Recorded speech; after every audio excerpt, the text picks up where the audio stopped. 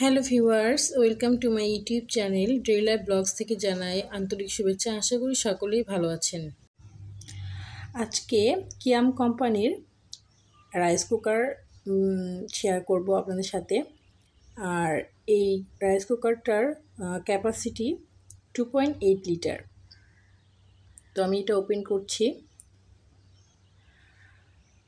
আর আমার বাসায় এর আগেও একটা ছিল ছোট রাইস কুকার, বেশ ভালোই ব্যবহার করতেছি আমি। তো আমি এখন একে একে সবগুলো নামিয়ে দেখাবো। আর কিয়াম কোম্পানির রাইস কুকার, প্রেশার কুকার এগুলো খুব ভালো মানের। আমি দীর্ঘ 6-7 বছর যাবত ইউজ করতেছি, তো আমার কাছে ভালো লাগে। আমরা যারা শহরে থাকি, আর বর্তমানে এখন সব বাসায় মোটামুটি সিলিন্ডার গ্যাস, তো এমন একটি রাইস কুকার থাকলে অবশ্যই আপনার রান্নার ক্ষেত্রে খুবই সহায়তা হবে।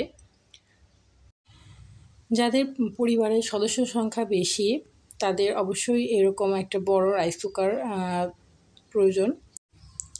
এই রাইস কুকারের একটি বিশেষত্ব হচ্ছে এখানে 3টা পট দেওয়া আছে। একটাতে আপনি চাইলেই খুব সহজেই মাংস, ডাল, সবজি রান্না করতে পারবে।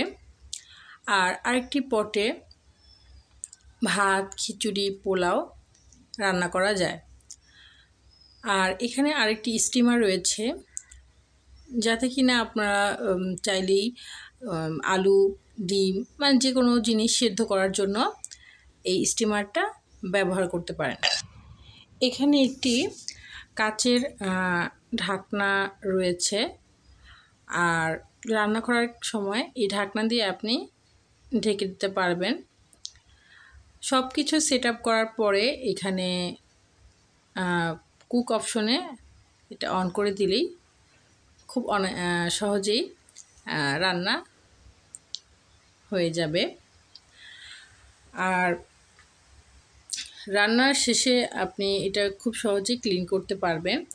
আর তার জন্য এখানে একটা ম্যানুয়াল বই দিয়ে দেওয়া আছে, কিভাবে ব্যবহার করলে এইটার টেকসই ভালো হবে।